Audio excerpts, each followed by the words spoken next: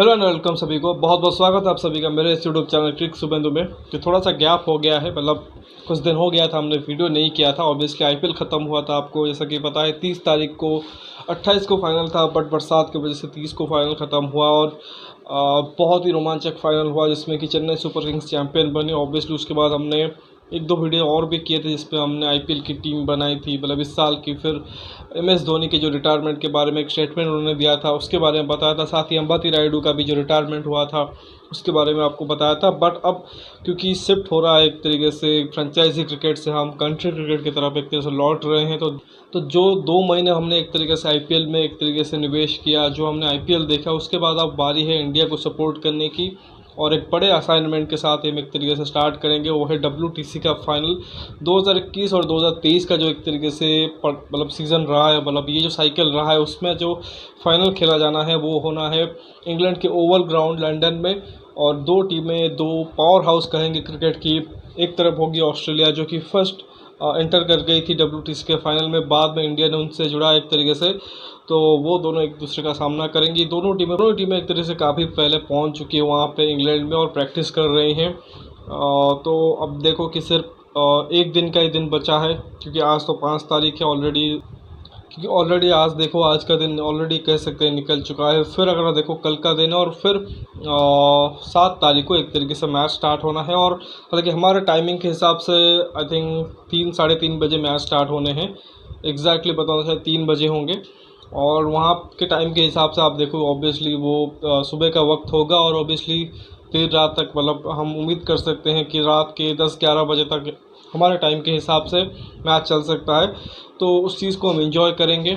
बहुत बड़ा मैच है दोनों टीमों के लिए, खासकर इंडिया के लिए, क्योंकि ऑस्ट्रेलिया फर्स्ट टाइम WTC के फाइनल में आया है। पिछले बार भी उनके लिए मौका था, बट वो ओवर रेट के चलते हुए थोड़ा सा पेनल्टी उनका पड़ा था, जिसके चलते उनके कुछ पॉइंट एक तरह से कट हो गए थे और जिसके चलते वो फाइनल में नहीं आ पाए थे। लेकिन इस बार अगर आप देखो, ऑस्ट्रेलिया फर्स्ट टीम बनी थी जो फाइनल में एंटर करी थी, उसके बाद इंडिया आए थे। तो अब देखिए, ऑस्ट्रेलिया के लिए इम्पोर्टेंट ज़रूर गेम होगा कि वो फाइनल जीते, लेकिन इंडिया के लिए और भी ज़्यादा इम्पोर्टेंट ये होगा क्योंकि पिछला फाइनल वो हारे हैं। अगर आपको याद होगा, जो 2019 और 21 का जो एक तरह से साइकिल रहा था, उसके फाइनल में इंडिया आया था। और मतलब आपको याद होगा आखिरी दिन पे मैच गया था। आई थिंक रिजर्व डे जो 6th डे होता है वहाँ पे मैच गया था, क्योंकि जो मेन 5 दिन होते हैं उसमें से 2 दिन एक तरह से बरसात हुई थी, पहला और चौथा दिन शायद, जिस दौरान एक भी शायद बॉल नहीं डली थी। उस वजह से आप देखो मैच जो कि है वो रिजर्व डे में गया था और आखिरी दिन पे लग रहा था कि इंडिया मैच आराम से एक तरह से ड्रॉ कर लेगा, लेकिन वहाँ से मैच पलटता है और इंडिया वो मैच हार जाता है और एक बहुत बड़ी हार वहाँ पे मिलती है। और कहीं ना कहीं इस बार भी आप देखो प्रेशर होगा, क्योंकि सामने एक और बड़ी और तगड़ी टीम है, ऑस्ट्रेलियन टीम। और condition again I think India के फेवर में नहीं होंगी, क्योंकि इंग्लैंड कंडीशन में ऑस्ट्रेलियन टीम ज़्यादा एक तरीके से अपने आप को बैक करेगी। और दोनों टीमों अगर आप देखें जिस तरह से चीज़ें घट रही है, ऑब्वियसली हम कल एक दिन है, ऑब्वियसली उस पर बात करेंगे स्क्वाड के बारे में, जो भी स्क्वाड है, प्लेइंग 11 क्या बन सकती है। लेकिन थोड़ा सा चर्चा करेंगे कि किसको एक तरीके से फ़ायदा मिलने वाला है और किस तरीके से आप फ़ायदा मिलेगा। क्योंकि आप देखो इंडियन टीम के अगर आप देखो मैक्सिमम देखो 95-96% जो प्लेयर हैं वो अभी आईपीएल खेल रहे थे। सिर्फ एक हज़ार, जैसे आप पुजारा का एक तरह से नाम ले लो, वो आईपीएल में नहीं थे, वो काउंटी खेल रहे थे। तो वो एक तरीके से यूज टू होंगे शायद उन कंडीशन के ऊपर। एक आधा और खिलाड़ी, आई थिंक केएस भरत शायद, जो अभी एक भी मैच उनको नहीं मिला, मे भी हो सकता है कि वो टेस्ट मैच की तैयारी कर रहे हों वो रेड बॉल के साथ आईपीएल के फ्रेंचाइजी में। बट अदर दैन दैट जितने भी खिलाड़ी थे सब T20 खेल रहे थे, T20 मोड में थे। तो कहीं ना कहीं सबसे बड़ा उनके लिए एक तरह से चैलेंज ये होगा कि अपने आप को टेस्ट फॉर्मेट के जो रिदम उसमें लाए, थोड़ा सा माइंडसेट चेंज करें, क्योंकि उसमें बहुत ज़्यादा कुछ चेंजेस तो करनी नहीं होगी बैटिंग वाइज या बॉलिंग वाइज, सिर्फ एक माइंडसेट में चेंज करना होगा। सपोज़ कि आप बैट्समैन हो तो थोड़ा सा बैट स्पीड के ऊपर आपको काम करना पड़ेगा, थोड़ा सा बैट स्पीड को भी चेंज करना पड़ेगा, क्योंकि T20 में अलग स्पीड पे एक तरह से गेम चलता है। हो सकता है कुछ खिलाड़ियों के लिए आसान हो, क्योंकि वो एक तरीके से सब सपोज लाइक कि विराट कोहली हो गए, रोहित शर्मा जो ऑल फॉर्मेट प्लेयर हैं, उनके हो सकता है ईजी हो। But someone like Ishan Kishan हो गए या सूर्य कुमार यादव हो गए, जो वहाँ पर गए हैं, जो ज़्यादातर T20 या लिमिटेड ओवर्स के लिए जाने जाते हैं, तो उनको अगर अपॉर्चुनिटी मिलती है, सपोज ईशान किशन अगर खेलते हैं as a wicket keeper batsman, उनके लिए ज़्यादा डिफिकल्ट हो सकता है। बट अगेन डिपेंड करेगा प्लेयरों के ऊपर। और साथ ही आप गेंदबाजों के लिए भी देखें, क्योंकि यहाँ पे वो 4 ओवर डाल रहे थे और लगातार आप देखो हर दूसरे तीसरे दिन मैच में डाल रहे थे, बट वहाँ पे उनको एक एक दिन में आई थिंक 15-20 ओवर डालने पड़ेंगे, 15 से 20 ओवर हो सकते हैं, तो वो एक अलग चैलेंज होगा। और इंडिया के लिए दिक्कत ये भी रही, ऐसा कहा कि मैक्सिमम प्लेयर जो कि अब आप देखो कि 30 तारीख को फाइनल ख़त्म हुआ है और शायद 4 या 5 ऐसे खिलाड़ी हैं जो कि प्लेइंग 11 का हिस्सा होंगे, वो वहाँ पे खेल रहे थे। अब जडेजा को देख लो, रहाणे हो गए चेन्नई की तरफ से, फिर उधर से आप देख लो शमी हैं और फिर शुभमन गिल, ये तो 4 प्लेयर ऐसे हैं जो कि प्लेइंग 11 फीचर करेंगे, वो फाइनल खेल रहे थे। साथ ही में के भरत भी गुजरात के कैंप में शायद थे, तो वो भी एक तरीके से 31 को शायद ट्रैवल किया है। तो अभी आप देखो कि टर्न अराउंड टाइम जो कि इंडियन प्लेयर्स के लिए बहुत ही कम रहा है। उधर दूसरी तरफ देखो ऑस्ट्रेलियन टीम जो कि है वो वेल प्रिपेयर्ड होगी, क्योंकि उसके मैक्सिमम टू मैक्सिमम प्लेयर आप देखो आईपीएल में नहीं खेल रहे थे। चाहे आप उस्मान ख्वाजा देख लो, लाबुशन हो गए, स्मिथ हो गए, ट्रैविस हेड हो गए, एलेक्स कैरी हो गए, या फिर उनके जो गेंदबाज हैं पैट कमिंस उनके कप्तान, फिर नेथन लायन, मिचेल स्टार्क, जो भी स्कॉट बोलन खेलता है, या फिर माइकल नेसर, क्योंकि जॉस हेजलवुड इंजर्ड हो चुके हैं, तो उनके रिप्लेसमेंट के तौर पर माइकल नेसर आए हैं। हो सकता है कि स्कॉट बोलन जो कि ऑलरेडी स्क्वाड में, उनको मौका मिल जाए प्लेइंग 11 में। तो और वो ऐसे खिलाड़ी हैं ज़्यादातर आप देखो कि आईपीएल के बगैर फ्रेश रहे होंगे, तो हो सकता है कि थोड़ा सा जो एडवांटेज है वहाँ पर ऑस्ट्रेलिया को मिल जाए। और बाकी अगर कंडीशन की बात करें ओवर में, आई थिंक इंग्लैंड में नेचुरल है कि बॉल सीम स्विंग करता है, वहाँ पे तो मतलब सारे दिन एक तरह से बॉल हिलता रहता है। बट इंडिया के लिए कहे, आई थिंक इंडिया काफ़ी दफ़ा ये जो बैच है, चाहे आप रोहित को देख लो, रहाणे, पुजारा, कोहली, सब प्लेयर ऐसे हैं, इनमें गेंदबाजों को भी देख लो, ये 2-3 टूर कर चुके हैं, उनको आइडिया है एक तरह से उन कंडीशन का। ऑब्वियसली ऑस्ट्रेलियन प्लेयर को भी एक तरह से आइडिया होगा, बट अमूमन तौर पे जो पिच है ओवल का, यहाँ पे रन बनते हैं। और आई थिंक पिछले अब देखा जो मैच इंडिया ने खेला था टेस्ट मैच यहाँ पे, इसमें रोहित शर्मा का शायद 100 आया था। उससे पिछले वाला 2018 में अगर याद करें, उसमें ऋषभ और केएल दोनों का शायद 100 आया था। बट अनफॉर्चुनेटली इंडिया दोनों को ही मिस करेगा, क्योंकि 2 आई थिंक बड़े बल्लेबाज हैं इंडियन टीम के टेस्ट क्रिकेट की। जहाँ पे बात करें ऋषभ पंत, ऑब्वियसली अगर आप पिछले 3-4 साल देखो कंसिस्टेंट रहे हैं और शायद सबसे बेहतरीन बैटर रहे इंडिया के। केएल राहुल, उनके ऊपर ज़रूर सवाल रहे हैं जो वो ओपन करते आए हैं, लेकिन आई थिंक इंग्लैंड वो कंडीशन थी जहाँ से उनका कमबैक हुआ था और यहाँ पे उनके ऊपर क्वेश्चन नहीं था। इनफैक्ट काफ़ी लोग ये भी कह रहे थे कि अगर शुभमन गिल को आप ओपन करा रहे हो तो बीच में के भरत की जगह केएल राहुल से विकेट कीपिंग करा लो और उनको मिडिल ऑर्डर में डाल दो, ताकि वो एक थोड़ा सा फ़ायदा दे दे बैटिंग में। लेकिन अनफॉर्चुनेटली वो दोनों बाहर है, ऋषभ और केएल, साथ ही में श्रेयस अय्यर का भी एक तरह से बाहर होना वो भी एक झटका है। तो मतलब बॉलिंग वाइज देखो बुमराह नहीं है, लेकिन उतना फ़र्क ना पड़े, वहाँ पे ऑलरेडी शमी है, सिराज है, उमेश और इवन जयदेव उनादकर को भी हो सकता है बाहर बैठना पड़े, शार्दुल ठाकुर है, तो अभी बैकअप ऑप्शन बहुत अच्छे हैं। पर जहाँ तक बैटिंग की बात करें, वहाँ पे इंडिया स्ट्रगल करेगी, और बैटिंग ही वो एक तरीके से एरिया है जहाँ पे अगर आप पिछले बार का भी जो फाइनल देखो वहाँ पे इंडिया हारा था। मुझे अभी भी याद है, आई थिंक जैसे कि आप देखोगे 6 दिन का मैच था और रिजर्व डे को और मिला दे, उसमें से 4 दिन गेम हुए थे, 2 दिन बरसात की वजह से धुल गए थे। तो उस 4 दिन में अब देखो इंडिया ज़्यादातर मौके पे अच्छा ही कर रहे थे। आप फर्स्ट इनिंग्स याद करो, आई थिंक 217 पे ऑल आउट हो गए थे इंडिया, बट उससे पहले एक वक्त पे ऑलमोस्ट 150 के आसपास 3 ही विकेट गिरे थे। बट नेक्स्ट 60 to 65 रन के आसपास अगर आप देखो, बाकी के 7 विकेट गिर गए। तो वो जो एडवांटेज थे इंडिया ने न्यूजीलैंड को दे दिया। बाद में न्यूजीलैंड ने भी कुछ बहुत बड़ा स्कोर नहीं बनाया था, आई थिंक 250 के आसपास स्कोर बनाया था और 30-31 रन की लीड ली थी, जो कि उतना बड़ा नहीं होता है। और आई थिंक आखिरी दिन पे हम जब जा रहे थे 6 डे पे, 2 ही विकेट शायद गिरे थे और 30-35 रन से इंडिया आगे थी, और ऐसा लग रहा था कि मैच जो कि वो ड्रॉ के और बढ़ रहा है। लेकिन वहाँ से फिर आई थिंक इंडियन बैटर्स का एक तरीके से ख़राब शो दिखता है। आई थिंक एक वक्त पे जो सेकेंड इनिंग्स चल रहा था उसमें भी आप देखो कि 70 के आसपास 2 ही विकेट गिरे होते हैं, बट वहाँ से 100 रन में और जो 8 विकेट है वो गिर जाते हैं और 170 पे इंडिया ऑल आउट हो जाती है। और कुछ 139-40 रन का एक तरह से टारगेट जो कि वो देते हैं न्यूजीलैंड को। और उस वक्त पे आई थिंक करीब 2 सेशन बाकी थे और वहाँ पे न्यूजीलैंड ने बहुत ईजीली वो मैच को जीता था।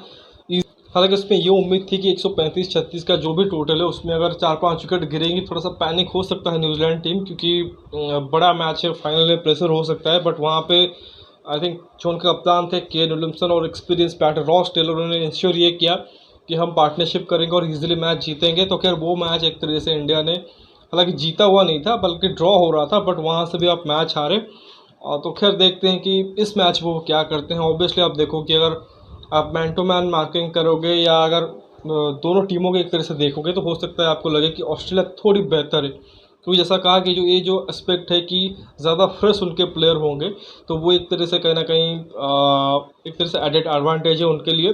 दूसरी तरफ इंडिया के जो प्लेयर्स हैं, अभी देखो थोड़ा सा टाइम उनको कम मिला है प्रैक्टिस करने के लिए, प्रैक्टिस मैच भी शायद नहीं आया है, आपस में खेल रहे हैं, तो पिछली बार से तो एक तरह से कम टाइम है।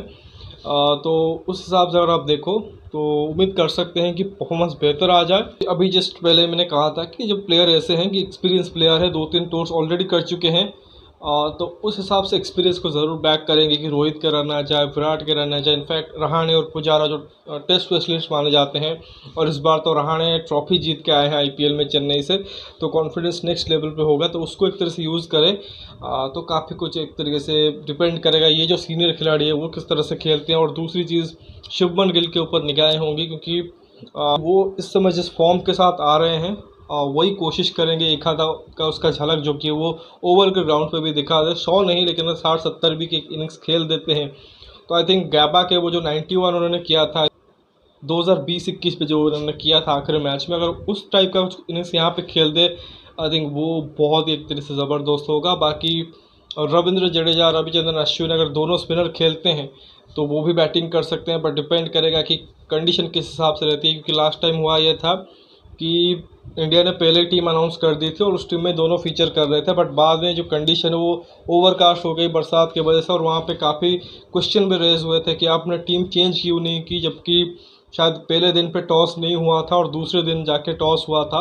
और बरसात की वजह से तो टीम चेंज कर सकते थे, बट वहाँ पे किया नहीं था। तो इस बार भी वही रहेगा, अगर ओवरकास्ट कंडीशन होगी और पेस फ्रेंडली विकेट होगी तो हो सकता है आप रविचंद्रन अश्विन को खेलते हुए ना देखो, क्योंकि 2021 का जो आई थिंक टूर रहा था इंडिया का इंग्लैंड में, इनफैक्ट 2022 में भी जो इकलौता वन ऑफ टेस्ट हुआ था उसी सीरीज़ का हिस्सा था जो 2-2 इंडिया ने किया ड्रॉ, उसमें भी शायद देखो कि एक भी मैच रविचंद्रन अश्विन को नहीं मिला है।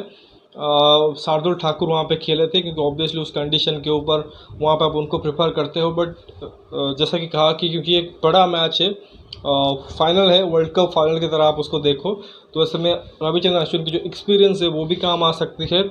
और कंसिडरिंग कि ऑस्ट्रेलिया के जो बैट्समैन हैं उनके अगेंस्ट अच्छा मैचअप हो सकते हैं, क्योंकि लेफ्टी के अगेंस्ट आपको हमेशा से पता है अश्विन कितने कारगर सिद्ध होते हैं। और ऑस्ट्रेलिया के जो टॉप 7 बैट्समैन हैं उनमें से 4 लेफ्टी हैं, वार्नर, ख्वाजा, फिर आप देखो ट्रेविस हेड खेलेंगे, और एलेक्स कैरी जो उनको विकेट कीपर बैटर है वो भी खेलेंगे, तो 4 तो लेफ्टी हो गए, प्लस स्टीवन स्मिथ और मार्नस लबूशेन के खिलाफ भी ये बहुत अच्छा करते हैं अश्विन।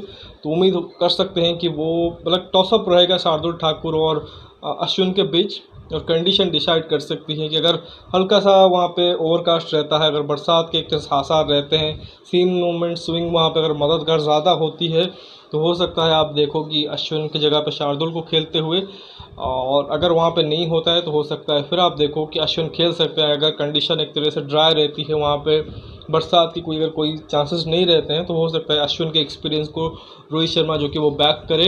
बाकी एक और जो कॉल इंडियन टीम को लेनी होगी वो ये होगा कि के.एस. भरत या ईशान किशन।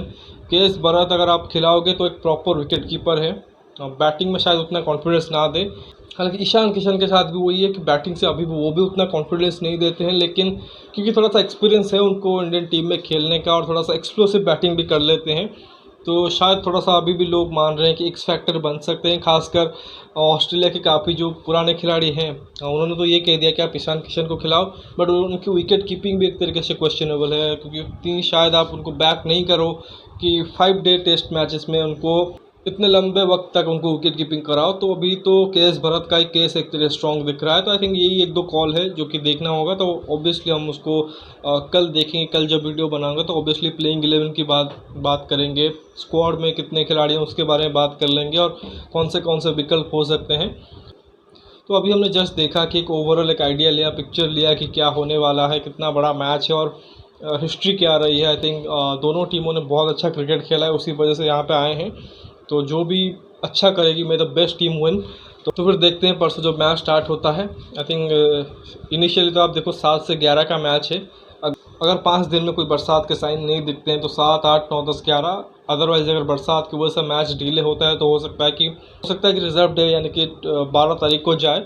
उम्मीद करेंगे वहाँ तक ना जाए और 11 तारीख को हमें अपना जो WTC का जो सेकंड साइकिल है उसका जो कि विनर मिल जाए। और एज एन इंडियन हम यही चाहेंगे कि इंडियन टीम ही ट्रॉफी उठाए।